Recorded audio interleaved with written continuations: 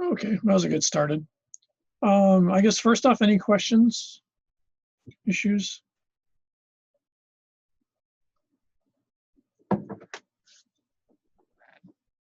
Okay, I guess that's good news. What I want to do today is get through the western half of Maui County, Lanai and Molokai. These are probably most spectacular for geologic events, but they're not sort of in common knowledge. I'm not sure particularly why, but let's take a look at that first. I think I sent this to you a while ago, but just in case no one's looked at it. This is sort of a rough graph or a rough chart that shows the landslides, major separations from the islands that have occurred. If you notice, all the islands have these. The Maui one's a little problematic, but if you notice, this is very typical of the Hawaiian Islands. And I mentioned this in the Big Island, that you've actually got this ice section going right here. And basically this whole section of the Big Island right now is flopping. That's not the first time that's happened, if you notice. So what you have in the Hawaiian Islands traditionally is the island formation is fairly rapid. It's very consistent, but it's also pretty fragile. In other words, it isn't really very, the technical term the geologists like to use is consolidated, where everything's sort of tied together. You can sort of think of the islands as being like stacks of stone walls. They're next to each other, but they're not linked somehow. So they're very subject to collapse if some sort of pressure changes or some sort of conditions change, whole parts just fall off. Lanai is probably the hardest one to visualize this because it doesn't really show up very well. But Molokai is probably the most spectacular. So if you just sort of look at this, here's the amount of Molokai that fell off. It takes up this huge area of the Pacific. Here's the part of Lanai that fell off. If you notice the size of that compared to what's left of the island, Molokai is even more so. The Wailau is an enormous area, expanse of collapsed material. Let's take a look at what this looks like then.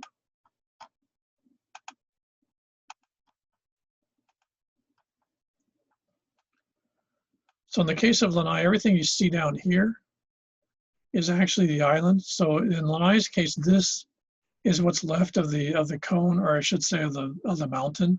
So it's sort of the northeast part. And everything from basically here, if you visualize a circle like this, basically 3/4 of the island at some point slipped off and fell off an enormous landslide that filled up all this area here. This lighter blue is higher, so it's underwater, but it's significantly higher than the low section over here. So if you notice, this whole area here, excuse me, is basically what used to be part of the island of Lanai that literally fell off and just, fell in and filled up this whole area of the Pacific. Molokai is probably the most spectacular. One is, I think it's actually technically, you'd have to go look, but I think it's technically the largest landslip or landslide in the Hawaiian Islands. Basically, here's what's left of the original mountain. It's the very sort of southern, southwest lip. And we know more about Molokai than any place else because, one, it wasn't super long ago. I mean, it wasn't like last week, but it wasn't like millions of years ago. You can still see this because Molokai actually has the highest sea cliffs in the world, a sense of areas that go from, from wherever they are in elevation straight down to the water. It's over 1,000 feet when you get into this section here and also this section around Hawai'i. And so you've got these massive sea cliffs. You can see them right here. See if there's a picture here. Yeah, this gives you an idea. So here you see these massive sea cliffs. And you sort of visualize the mountain was actually going up. So this not only sheared off the other side, it literally sheared off this whole chunk of the island. And as far as we can tell, given the fact the sea cliffs are all the same age, this absolutely massive event, and this whole basically, here's the caldera here. 3/4 or 4/5, how you want to measure it, of the island literally fell off. So what you've got of Molokai is the island of Molokai is actually a pretty small remnant, maybe 1/8 or 1/9 of the actual island. So this island would have been the size of, slightly larger than Haleakala, and all you've got left is this piece here. Everything else fell off and filled this enormous area here. All this mess you see here is rubble. This is all Molokai. The reason we know this is because it was a single event. There are some really sort of interesting side effects. And you sort of have to visualize if you have I don't know if you could have a concrete boat or something like that. If a boat full of rocks. And if you suddenly take all the rocks, you dump the rocks off the boat's going to shift because now you've taken all that weight off the boat. So the boat's going to the boat's going to rock around. That's what happened in the case of Molokai. When this huge part of the island snapped loose and fell off here, two things occurred. One is this area here suddenly bounced up because you'd had literally, I can't even imagine how many, must be billions of pounds of, or billions of tons of weight from this huge part of the island that was resting here that all of a sudden isn't here anymore, it's over here. So it was this huge pressure release. So this whole part of the Pacific Ocean actually popped up. The second thing that happened is because the island was actually one piece and all of a sudden it wasn't, is the piece that's left of the island actually went like this. Molokai actually flipped almost 10 degrees this way. One of the side effects is you can actually go walking. Something doesn't really show up too well here. You can actually go walking right around here on the southwest side here, around Moloka'i-Lana'i. And you can actually see coral cliffs. They look like cliffs now, but you realize that what they are is they're actually the coral reefs that used to be down here. They're now about 200 to 250 feet up on the side of the hill.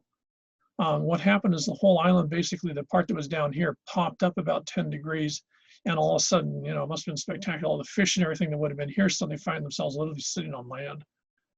This subsidence and height movements are real common in the Pacific Island, or in the Pacific Islands, especially here in Hawaii. I think I mentioned in the case of the Big Island, the Kilauea side of the island keeps on moving up and down up to a couple of meters every 10 or 20 years, depending on events. But this is by far the largest single event we know of. So the whole island literally turned on edge, and this part here lifted up in the air. So the shoreline you see now is the new shoreline. The old shoreline is up here, and you can still, you still can see the coral outcrops that were this. On occasion, you'll find fair amounts of coral shell, and then, well, I should say coral and small shells up here that are obviously spillover from when that actually happened. So this is actually one of the largest single, tectonic events that occurred in the islands. One of the side effects is when that broke off, there was a set of supplementary eruptions that occurred, not surprisingly, when this whole part of the island snapped off and released an enormous amount of pressure, and deep magma came up and sort of filled up a lot of this section here, as you can sort of visualize. So visualize this is the only thing left of Mauna Kea, Mauna Loa, if you want to put in that size range, or Halakala. So it's sort of like this section from Ulupalakua to Kaiki Nui, if you're looking at the Halakala is left. All the rest of that part of the island is now here. One of the side effects of this, there was some work done about 20 years ago, looking at trying to figure out when you had these events, what the effects would be. And obviously one of the major ones is not even having enormous number of earthquakes, but you end up with absolutely huge tsunamis. And actually when they started looking at this, they realized this helped to explain stuff they noticed, especially in the Pacific Northwest. Let's see, let's very quickly go here.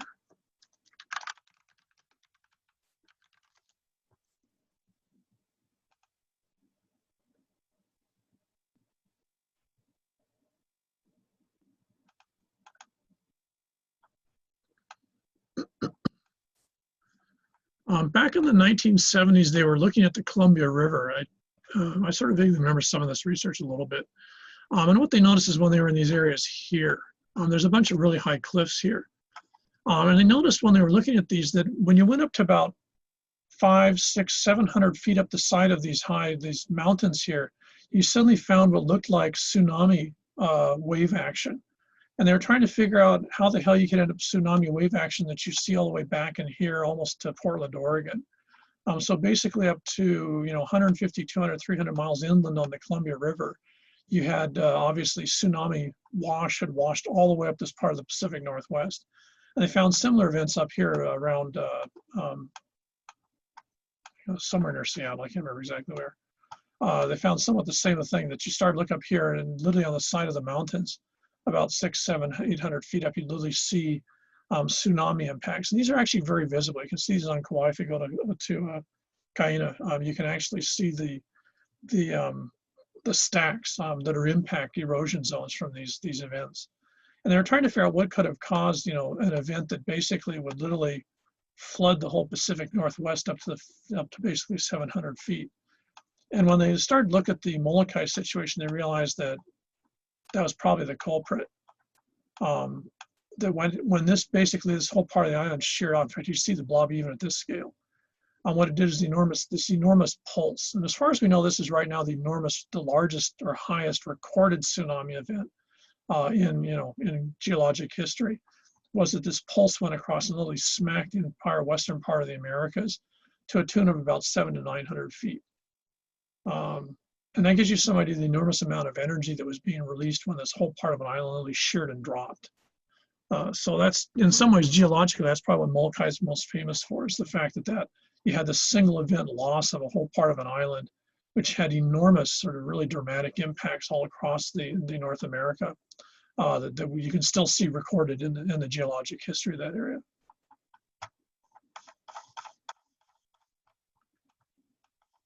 Now, one of the side effects then for both of these islands is their windward-leeward is really limited. You don't have a lot of island to do windward-leeward. And on top of that, neither of the islands is particularly high. So they don't have a lot of elevation to work with because most of the elevation disappeared in these various landslides. So their capture system's not as efficient just because it isn't as high up. Molokai's isn't too bad. It's still got the same orientation.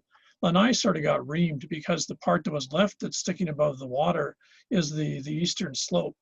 And it's low enough that Lanai isn't particularly effective really at catching some of the moisture that comes across. And of course, it's also sort of in the slight lee of both Maui and Molokai. So both these islands are reflective of major geologic events. And this makes them sort of hard to visualize because you don't have sort of a coherent shaped, volcano circular system left. They're both, broken off pieces, if you would. Now, one of the side effects is when those events occurred, that was pretty much it. There's very little, post activity. So you can see here, if you look at Lanai, you actually get one of the best images of the difference between windward and leeward. So here's your windward side. Notice how the rain capture, the moisture, especially mist capture. Notice the heavy erosional pattern on this side of the island. If you look over at this side, it's much smoother. And the reason is, of course, that, as we've seen before, you end up with a lot of moisture. The moisture gets stripped. In fact, you can see in this image, here's your cloud mist formation here. This is being grabbed by what's left of the mountain. And that's basically pushing water down these sides. In fact, you can see the shadowing right here. This side gets basically nothing. So it's like what you see in the other islands, but it's sort of dramatic because it's so visually, sort of compelling. You can also see to a lesser extent, if you have slightly higher ground here, you catch some moisture, so you've got your erosional system. In the case of Molokai, it's a little different. This is a very efficient water capture system in the orientation. You can see again your cloud cover here. In this case, what's happened, this is what we get here in Palolo. What you have here is the winds come across, hit Waimanalo side, and then the winds, if there's enough pressure, they actually push a fair amount of the moisture over the lip into places like Palolo, Manoa, etc. Here you see the same phenomena. You got your very efficient capture system here, and what you get is a fair amount of moisture pushed over. So this area here doesn't get a lot of rain, but it has fairly significant stream flow or flooding activities that occur when you've got this mist system is highly active. You get down over here, notice where your high ridges and your capture system disappear, and all of a sudden, bam, you're in an entirely different world over here. This side of Molokai, the west end is pretty striking because a lot of what you see here in erosion is actually pretty recent. A huge part of this erosional pattern is due largely to goats, to a lesser extent cattle, but largely goats. This Hawaiian landscape was all in dry forest. It was just absolutely hammered by the goats especially. And now it's not as bad as Kaho'olawe, but it's not a hell of a lot better. You can see this is largely the lack of vegetation here, which is really striking, is almost entirely due to goats. So what you've got is a huge problem of imported pasture animals that are just absolutely denuded this part of the island. We'll see the same effect when we look at Ni'ihau, the last place we look at. So what you've got here is there's very limited rainfall. And so what you have is, because there's not a lot of rainfall, unlike the eastern part, there's not a lot of stream activity, is this area is very, very fragile. So if you get grazing animals coming in, this area doesn't have the moisture for the vegetation to sort of pop back up and recover from being hammered by the animals. So the end result is you end up with really long-term, really dramatic problems on the island. which is, one of the huge issues that Molokai is constantly discussing, is what do you do about this?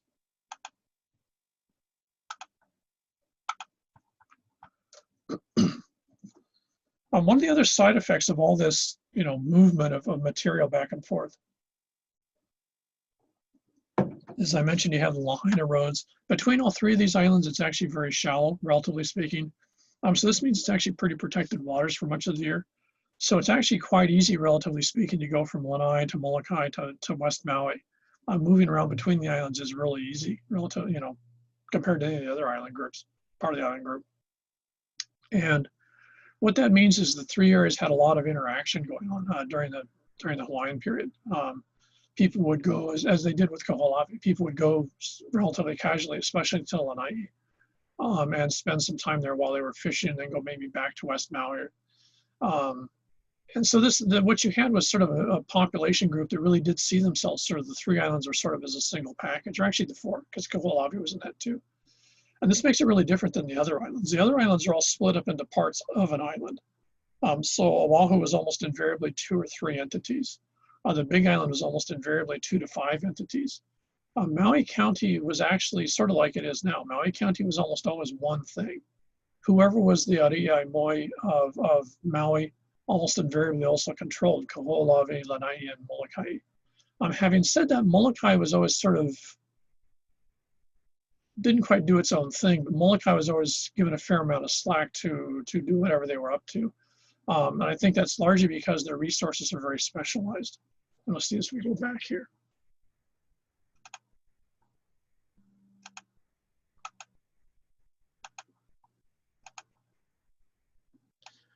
The one thing that Molokai really has that the other islands don't have, and that's because of these shallow waters. Remember, most of this is actually erosion. You can sort of visualize here, if you look at this erosional pattern here, you've got this material washing down here, and where does it wash out? Well, this is it. You can actually see it right here. So the erosional patterns off of here are reflected in the material offshore. So this area is relatively shallow. And one of the side effects of that is they've actually got a pretty good reef system on Molokai, much more so than the other islands. Again, because of this sort of sheltered environment. And one of the huge impacts of that is that unlike the other islands, what you get in Molokai is a massive amount of aquaculture development. Let's go down to old stomping grounds down here. So what you just got, if you go along the whole sort of coast of Molokai, is you got massive numbers of fish ponds. And these are the classic Hawaiian fish ponds. These are the very complex, very sophisticated fish ponds I talked about earlier in the semester. Very complex systems with gates, water systems, then you have to have brackish water coming in. These have all been, basically, they're shut down. Most of these went out of production in the early 19th century, by the 1840s, 1850s. Not because they weren't working, but because the population had shrunk so much that there wasn't really demand for the fish. And by the time the fish demand pops back up in the mid-20th century, 1940s, 1950s, the willingness to see fish ponds as legitimate food production had sort of disappeared. And that's still a problem today. It's one of the sort of goofier aspects of sort of the history of Hawaii in recent times is the inability of government and even the private sector to understand the tremendous value of these. So here you see literally, this is very typical of Molokai. You've got one fish pond, another fish pond here. And this one's a little bit messed up, but you can actually see it here. It's quite a large one. They've got this one here. Now they've all been overcovered largely by mangrove and other things. So this one's, if you notice, almost entirely covered in mangrove. But there's nothing that keeps them from producing per se.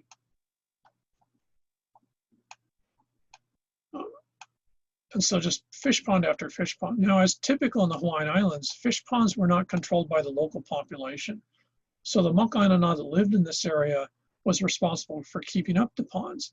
But they weren't, in many cases, they didn't really have access to the fish in the ponds. The fish in the ponds belonged to the high chief. And so these were considered ili. These were considered unique resources that the chiefs would control. And one of the side effects is, since the Big Island doesn't have a lot of fish ponds, is Maui probably had, well, Maui and Oahu between them had enormous amounts of protein being generated for very, very little physical effort. You only needed, for a fish pond, this one's a little more visibly useful.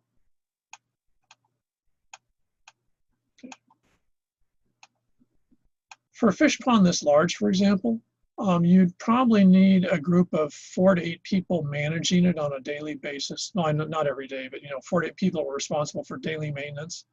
When the walls collapse like they have here, you'd call everyone together in some sort of a hukilau or other joint adventure, and what the chief would organize and could tell everyone, okay, today you're going to show up. The entire population would show up, rebuild the wall here. Then that would be done until a storm or other thing occurred. And the way these things were built, it took a lot of storms to whack them. And again, you're on the lee side of the island, so you're not going to get a lot of water surge.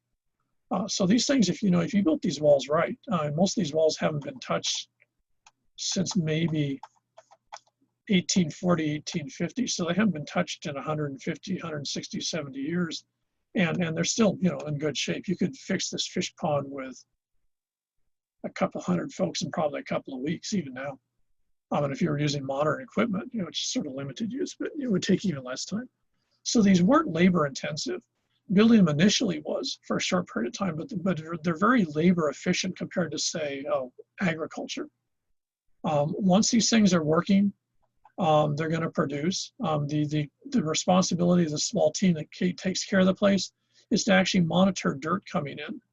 And this is one of the main reasons that you can't turn the fish ponds back on. In fact, here's another one right here. The reason you can't turn the fish ponds on is because all this happens upslope.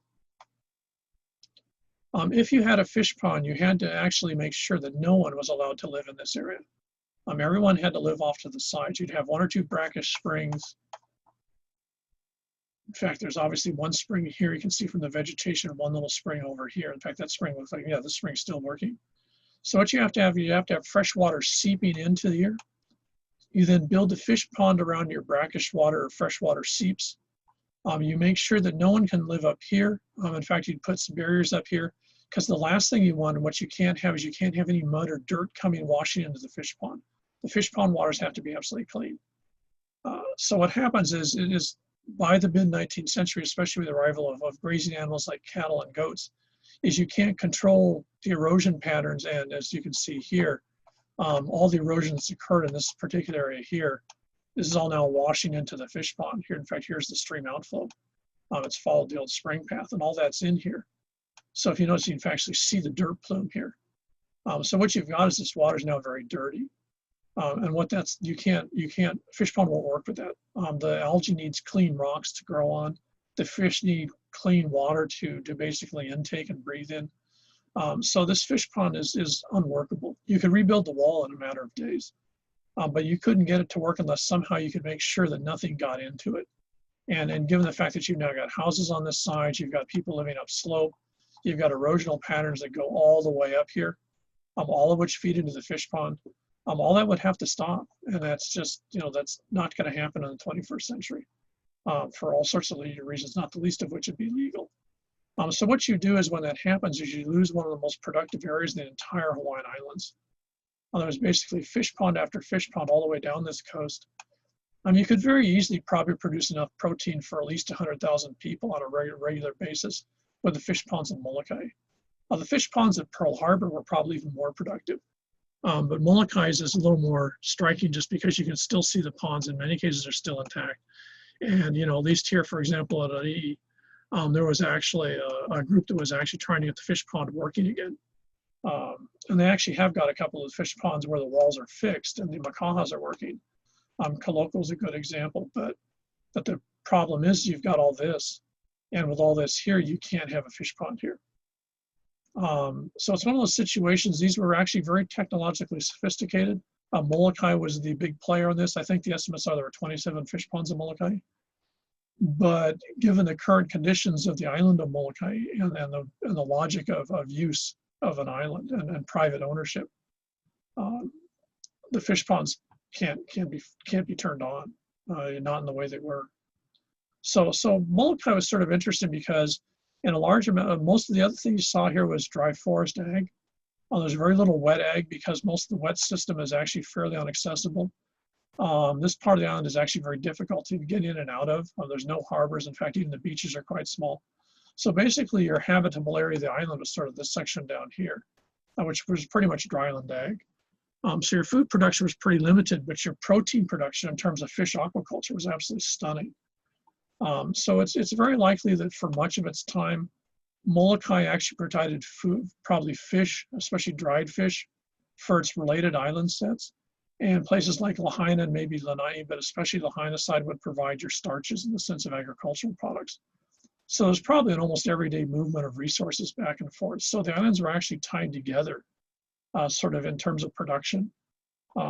Maui has some sections which are suitable for fish ponds, but it generally doesn't have the really good reef development. In fact, you can see the difference here when you look at the color here on the south side of Molokai versus Maui. It ain't happening. So what you got here is sort of a pattern of fairly specialized production. And when we get into the 19th century, sort of the same thing persists, but even more so. You get some sugar production on Molokai, but this whole side of the island is too dry for sugar. They do take like the other islands, they do set up a tremendously complex aqueduct system, tapping the water up here and running it over here, which is right now a huge issue on Molokai, has been for the last 30 years, that I'll get into probably next time. On Lanai, you have some of that, but again, Lanai was actually, there wasn't enough water capture really to make an effective sort of, aqueduct water movement system. So Lanai sort of waits till pineapple shows up, which is a drier crop. And when pineapple shows up, Lanai becomes, pineapple central. Also part of this part of Molokai becomes pineapples. So they're not big players in the sugar production system. So more so than the other islands, what happens is they fall off the charts when sugar plantations become the way to make money here in the Hawaiian Islands. And so what happens is both these islands aren't making enough money for that to happen. So you don't get a lot of investors building plantations. What you get are single investors who own an island. So the tradition for these two islands has been single family ownership. Here it was the Cook family and the Myers. The Myers and the Cooks owned Molokai. And the part of the Cook family, later the Doles, owned Lanai. So you don't have multiple owners, you have single family owners of basically entire islands. Of course, this still persists in the case of Lanai right down till today. And now what this meant is changes that occurred both in populations and also adaptation to more contemporary trends necessarily didn't happen, because if it's a single family and as far as they're concerned they're making enough money, it's like, why would they care? So both these islands have been sort of a problematic situation, that because they've got single family ownership, those families are pretty much going to manage the islands in the way that they feel. And the population that lives in the islands pretty much is living on a giant, sort of protected, isolated plantation island, in some ways, much more similar to what you see in, for example, the Caribbean than the other Hawaiian Islands. I sort of mentioned in passing when I was talking about earlier that whole depopulation of Lanai from Colonial Pu'u back in 1770, whenever it was. He just wipes everything off the island. Never recovers from that, actually. So what happens in the 19th century is single landowner control. This gets really weird in the case of Lanai. The Cook/Dole family, and I can remember how those folks were all tied together, become interested in Lanai. Lanai has someone who I think is a member of the Cook family owns the island. They tried to turn it into, well, first they turned it into a goat ranch. As you might suspect, that fell into the same problem as the other goat ranches did. And that's the fact that people didn't like to eat goat meat, so they had a choice. So once cattle production is going and you can import food, goats as herbivore, plantation ranching animals, pretty much almost immediately fall off the chart. So what happens is Lanai basically goes bankrupt. It's now the 1870s. A guy moves here from, I'm going to say, I think he came from Salt Lake City. He was Mormon. His name was Gibson. He comes over to here, becomes quick friends with the king. Apparently had a real talent with languages, learns Hawaiian very, very quickly. Starts hanging out with the Moloka'i-Lana'i, the locals, in these sort of rural areas, especially not Laie per se, but sort of more Kahana, Punaluu side up from Laie. And starts to actually apparently was a pretty astute politician, starts to, sort of do favors for people. Since he's good friends with the king, he can go, if someone asks, oh yeah, okay, no problem, I'll go tell, Kalakaua what you think, da-da-da. So he sort of becomes an interface between the king and part of the Hawaiian population. I don't know if it's because of his Mormon upbringing or what, but he had this fascination with the idea of a utopia. Now we have tons of utopias here. You could argue with a lot of legitimacy that the folks living in places like down from Pahoa see themselves in sort of a utopian situation. They're trying to find the perfect place to live the way they want to live type thing. Collectively, utopias are very typical on Maui. These would be the communes that occurred in places like Haiku and Kanaio and stuff back in the 60s, 70s, and 80s.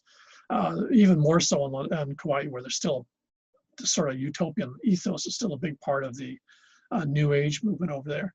But this guy picks it up as an individual thing, and what he manages to talk the king into giving him the crown lands on Lanai, which was about a third of the island, to basically build a neo-Mormon utopia.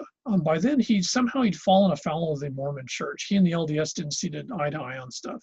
So what he does, he actually talks a bunch of Hawaiians from Oahu, the windward side, to move with him and set up a new community in Lanai that will go back to traditional Hawaiian values, or, and who knows, I've never actually seen a good write-up by him about what this consisted of, but Kalakaua was absolutely entranced by it. So the monarchy actually sponsored this. So the monarchy sponsors the building of this commune. Now, unlike a lot of communes, and especially in the mainland United States, which is famous for communes, this really wasn't as much a religious commune as a social commune. So unlike, practice a particular religion, like that whole Waco thing in Texas years ago, this is actually a group that wants to practice Hawaiian values. So it's sort of like a go back to the land movement, or go back to traditional Hawaiian values movement. And they argued that the island of Lanai was perfect because, you could actually do that. You wouldn't be disturbed by the negative Western influences of the late 19th century. He keeps this up for about 5 or 6 years. They're having huge problems making ends meet. And the interesting thing is what happens is the plantation owners, the missionary boys, just dump all on his parade completely. For some reason, I don't know how he'd piss them off, but they just start generating stunning amounts of negative press. It sort of looks like the presidential campaigns right now. Everyone just starts making up shit left, right, and sideways about Gordon this, and Gibson this, and Gibson that, and what Gibson had done, and, Gibson molested, little kids. They could just make up crap anytime they wanted to, and absolutely dump on his parade. And enough of it stuck because he was sort of a strange character to begin with. He hadn't really been in Hawaii that long, though by then he spoke Hawaiian fluently. That for some reason, the landowners, I think especially the Cook and Myers on Molokai, saw him as this enormous threat. And I think for some reason they sort of thought him as part of a movement to bring back Hawaiian power in a monarchy that already was pretty much losing power to these, these economic interests of plantations. So they decided that he's an enormous threat. And they actually pressure the king to remove royal support. And pretty much, and then they make sure the banks, which of course they control, won't give Gibson any money. And before you know it, the whole operation falls apart. It's really sort of a sad chapter because it looked like there was actually, if you actually look at what little we have written on it, Thrum has 1 or 2 articles. He wasn't very pro-Gibson, but even in his, there's obviously some context that what Gibson proposing wasn't exactly a bad thing. It was just that he pissed off the powers that be, i.e. the plantations, and they just decided they wanted his head on a pike somewhere, and then they get it. He's eventually thrown in jail. He's it's not excommunicated, what you call it. He's thrown out of Hawaii. The government, I should say, the plantation owners pressure the government to have him ejected from the islands. So I can't remember where he ends up. I think back in the mainland U.S. or something. And this whole episode sort of stops. Immediately after that, the Dole family jumps in, since pineapples were just coming in. And at a rock bottom price, they basically then take the land off the hands of the monarchy. One really suspects that the Dole family was behind all this and actually had plans. And they figured if they bankrupted Gibson, all of a sudden there'd be this big piece of property and it wasn't worth anything. And they could go in and basically offer a couple of dollars and they'd get it. And that's exactly what they did. And so they bought Lanai. But I'm pretty sure they also staged the failure of the utopian Hawaiian movement that then made the island available to them. And that was very typical of plantation owners. For a group that was very moralistic a lot of the time, they could really screw people over with absolutely no concept of losing sleep at night when they wanted to. And they were very deadly adversaries. And so what happens is they move in, Old Dole does, and they have great advantages. When we become a territory in 1899, the great advantage that these single landowners had on Molokai and Lanai is they pretty much didn't have to follow federal law. because they own the entire island. And so if you're someone living on Lanai and they're not following American labor law, and you go and complain to the governor, who's on Oahu, when you get back to Lanai, you'll find that the Dole family has fired you, thrown you out of your house, and said, get off this island and never come back again. So they could pretty much put a gag order on anything. So they were able to, Molokai and Lanai were able to run the way the families wanted right into the 1950s, 1960s. They were giant family preserves, which is really sort of terrifying. There were a lot of sort of creepy stories about the shit that happened on these two islands because, you were not allowed to step out of line at all. And if you were lucky and you did, you got thrown off the island. If you weren't so lucky, then you just sort of disappeared. Molokai especially was sort of famous for that. So these are good examples of sort of the brutal land ownership that occurred in the 19th, 20th century with, private sectors owning entire islands, which enough of that spilled out that the other islands were really nervous about private ownership of islands. But by the same token, if you think of Dole, for example, there's still the Dole Cannery, which actually is, I think actually they do still own that. That whole thing down in Iwilei. So these guys were so powerful. Dole was one of the world's largest private landowners in the Caribbean, Latin America, and Pacific by the 1930s. And they still control, I think, 40 or 50% of banana production globally. So, you didn't piss those people off. That was like pissing off Facebook or Google would be today. They'd step on you and not even notice there was a crunch. So the territory, when we get into the territorial period, these private sector family-owned islands pretty much are allowed to do whatever they want to. And there's very little system of control. It's sort of like the territory makes a deal. Okay, you don't embarrass us, and we'll stay out of your face. And the family's attitude is, you don't get in our face, and we'll keep our business quiet. Now, what that meant is the population of those two islands was sort of in a really ambivalent situation. Molokai's was a little complicated because the Cooks and the Myers are both Hawaiian. They're again part of the Hapa. They're part of the Kama'aina group. So they were actually part Hawaiian, and they pretty much ran Molokai like they were high chiefs right into the 1960s, I'd say. So they pretty much were sort of like proclamations, and they expect to be treated by the population of Molokai like they were the high chief, like they were the Ari'i Moi of the island. Dole, on the other hand, was not. They were never actually part of the Kama'aina. They were part of another group that came in. And so their view was pure business. They were very much more what you'd think sort of the classic American Louisiana plantation attitude was how Dole handled Lanai. So it was a much more sort of in-your-face type aggressive pattern. And so they were very much more into making money and minimizing cost. So Lanai was sort of an interesting area. One of the side effects for both of these is they were not interested in outside input. So, even putting in things like schools or any sort of infrastructure, they were very ambivalent about it in many cases, especially in the case of the Dole family and Lanai, fought against it. They didn't want people to put in infrastructure because that would give people more opportunities to find alternative work and stuff away from the plantation. Since they own the entire island, how do you get infrastructure? If you want to put up land for a school, the Dole family has to give you the land. And then the Dole family's got to, at least in part, make sure that they decide who the teachers are going to be and what the curriculum's going to be, even though it's technically a public school. So that was the way things went into the mid 20th century. Very, very different than Maui, the Big Island, and Oahu and Kauai, where you had a multiple of different sort of competing landowners and stuff, sort of giving you at least some diversity of voice. In the case of Molokai, which you also had a sort of a complicating factor, is Molokai in traditional Hawaiian oral traditions is an interesting place. On the south side of Molokai, let's see if I can show you where.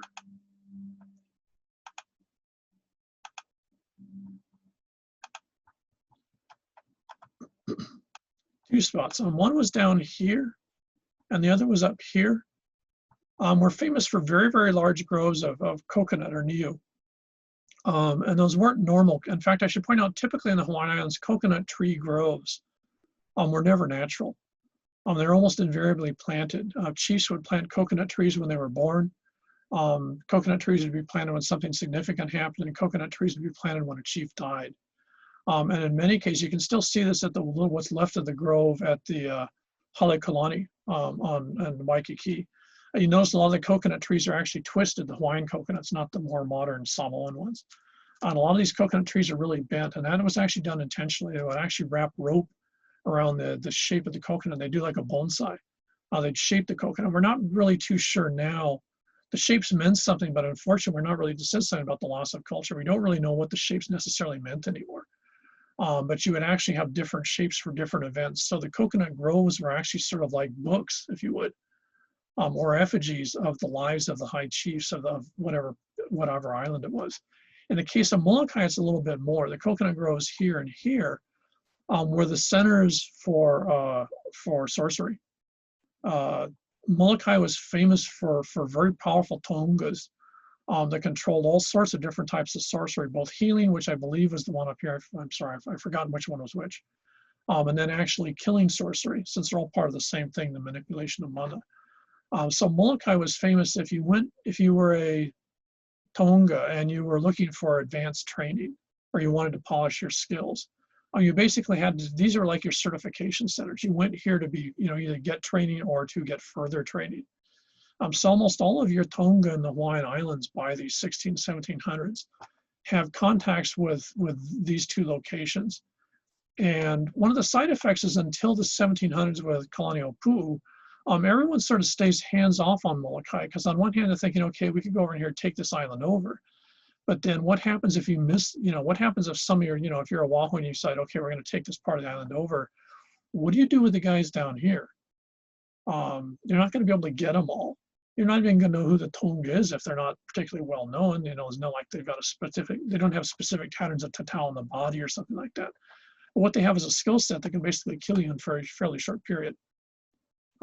So there was actually very much a hands-off policy on Molokai in the Hawaiian period, until, as I mentioned a couple of times, Kalaniʻōpuʻu comes up, whacks Lanai, and goes over and wipes off the south shore of Molokai.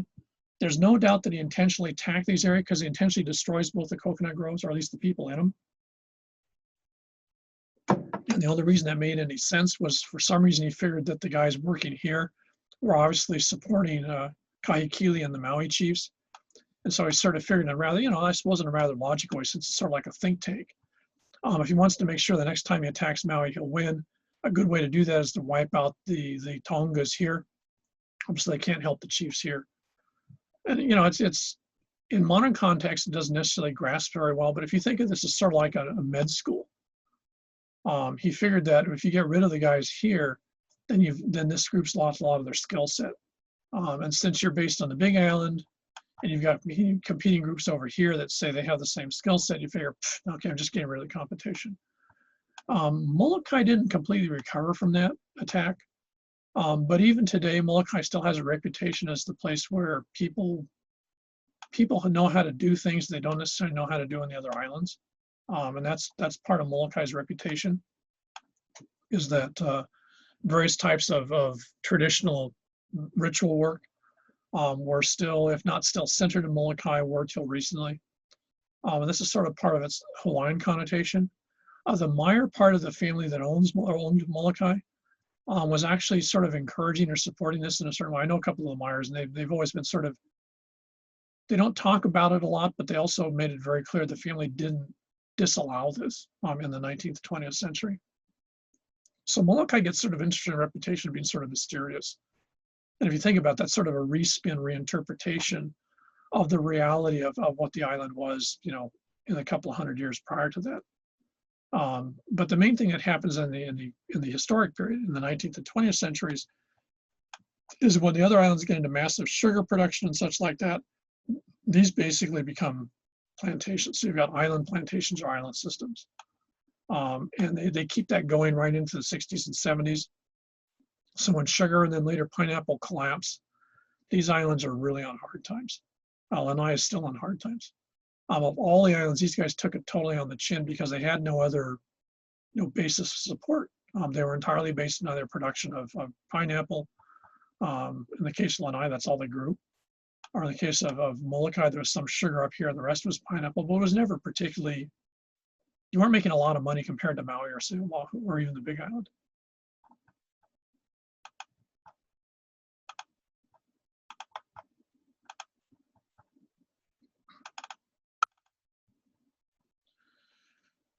Because of the way the families controlled the islands, it meant that they could pretty much stay out of the way of the major changes.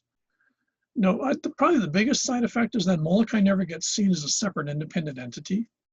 Molokai persists as being part of Maui when it's certainly large enough to be its own county. And the reason is very simply, one is because traditionally it had always been part of Maui. And secondly is because the families don't want any interference in their business, is they find it much more convenient to have the government, the territorial government based on Oahu, and then the county government on Maui, and then they're not in their face. So that distance allows them, it's sort of like they're behind a wall. We can sort of do our own thing, and then the government won't get involved in it. And so what you also get then is because of that, there's not going to be a lot of money spent on like building better harbors. Kaunakauai's harbor is pretty goofy. It's a very sort of late 19th century harbor. Lanai's is even worse. It's pretty scary actually when the weather's bad. It's really sketchy. And the reason is in this territorial period when the other islands are getting new harbors or Hilo's getting developed and Kahalui's getting built, the families started to go, nah, no thanks. This harbor is good enough for us to pile sugar or pineapple on the boats and get it off. And we don't want you to put any more money in. Mind you, they're not paying for it. The taxpayer would be paying for it. But if the taxpayer is paying for a better harbor, then government's going to want more people on their islands, and that's going to be more oversight of what they're up to. They just decide they don't want it. So it's sort of like you intentionally design an island to stay rural because you don't want people to get their nose in your business. This has had enormous consequences ever since then, because that means in the period of time when infrastructure was relatively cheap to build in the early 20th century, that these islands didn't participate in that. And now to make a better harbor in Lanai or Molokai, I have no idea what it would cost, but it'd be literally probably tens of millions of dollars at a minimum. And it just isn't going to happen, to be honest. So the period of time when the islands sort of grew up in infrastructure, these two islands didn't. And that was an intentional move on the part of the island owners to keep them in this. We call this pattern paternalism. It's a version of what the chiefs had, where basically they see themselves as sort of like the father figure, and they see everyone underneath them as sort of like children. And what they're supposed to do is they're sort of watch over their children. They're supposed to manage their children, but they also expect, and especially of course in the classic Hawaiian system, they expect total obedience of the children. So on one hand, the Myers and Cooks, especially the Myers on Molokai, to a much lesser extent the Doles on Lanai, saw themselves as the fathers of a family, and that family was there when they lived on the island. Which meant in the case of Molokai and certainly Lanai that they could basically discourage, if someone wanted to move to the island, they could basically tell them no. We don't want you to, you're a troublemaker or something. We don't want you on Lanai. And they just make sure they couldn't move there. So despite it was technically illegal, they were able to basically control movement of people, attitudes, and everything else, and pretty much control their islands in a very, very sort of micromanagement way. That's very typical, this type of extreme paternalism. When we get to it at the end of the semester, you'll see this and Niihau are exactly the same thing. Niihau is actually no, we don't get them Niihau now. Anyways, by the 60s, 70s, the old families are starting to leave the Hawaiian Islands. The older generations that had run the islands have now split up. They diversified. In most cases, the families have actually moved away from the Hawaiian Islands and now live in the mainland, for example. There's very few of the Castellan Cooks that live in Hawaii. Most of them live out sort of Kailua side. I don't think any of them live on Molokai. One lives on Molokai, I think. The Myers, there's only 3 or 4 that actually live on Molokai. The Meyer family still has a family yearly get-together on Molokai. But by the 70s, these populations are leaving the islands. They've now become what we call trust fund babies. What they are is they're large numbers of people that get their money from the company, the family corporation that owns the entity. So they can live wherever they want to. They just get a check in the mail each week or whatever. And so what happens, this is true with all of them. We'll see this especially when we get to Oahu, is a huge striking thing. And so what happens is their relationship with the land starts to disappear. They now see this as basically, it's like it's a trust fund. They just get money showing up. And it's someone else's job to manage the money. And so what happens is by the 70s, the newer generations have got very good at spending the money, but they're not interested in the island. So what happens is eventually, in a way to make even more money, because if you've got money, no matter it is, it's not enough. The various families push to basically generate an enormous amount of money by selling the island and then reinvesting the money in other things.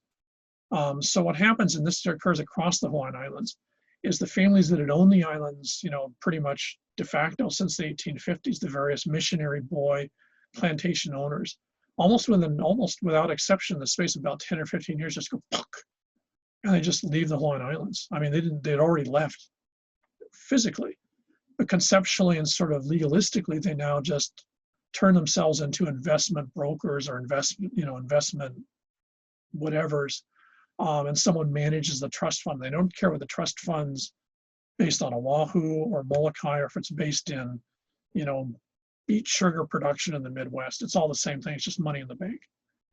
So at that point, what happens is Molokai is sold. For a while, the family actually kept the ranch, which is basically the west end of Molokai, and the water control. And then they sold the rest of it. And then what happened is that wasn't making enough money, and the whole island got sold. Now, what makes Molokai really complicated, I know this will show up actually here. Let's sort of finish up for today.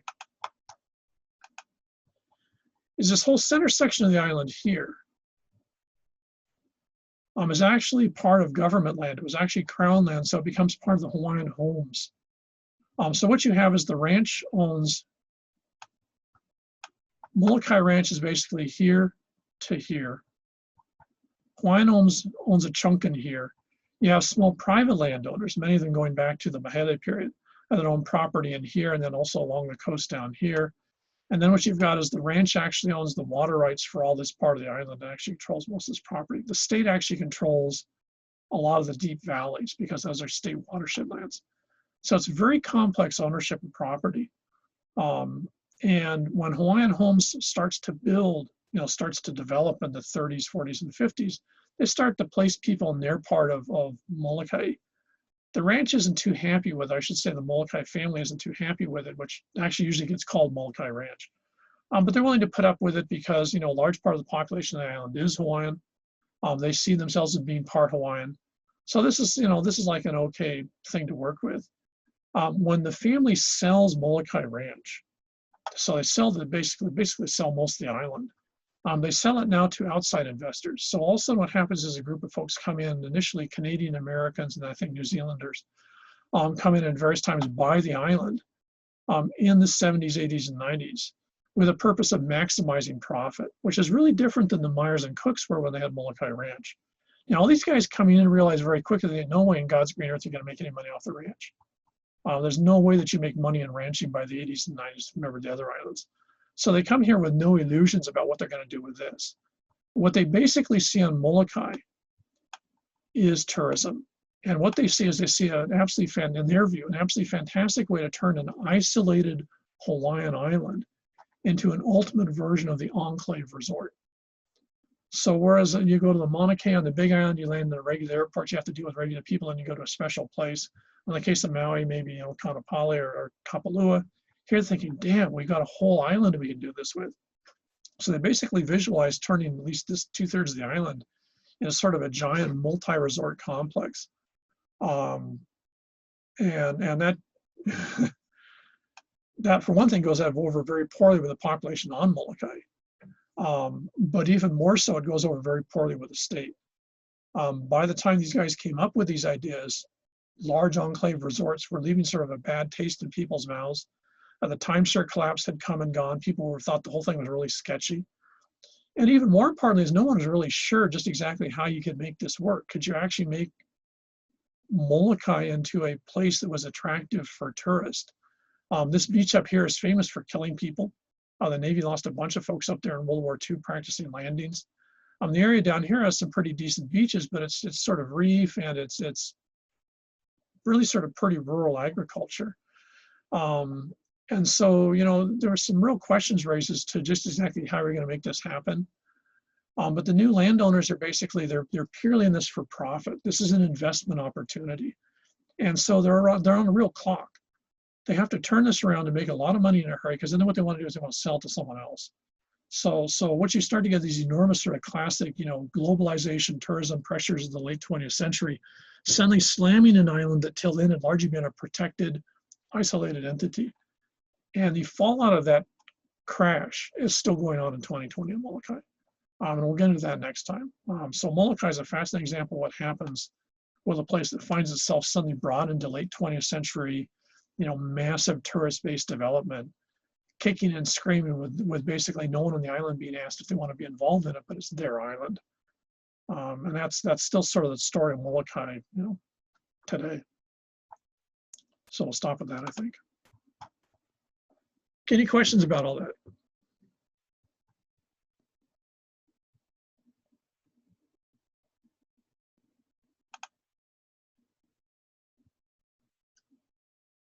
Nobody? Okay. Okay, well, if I guess there's no questions, then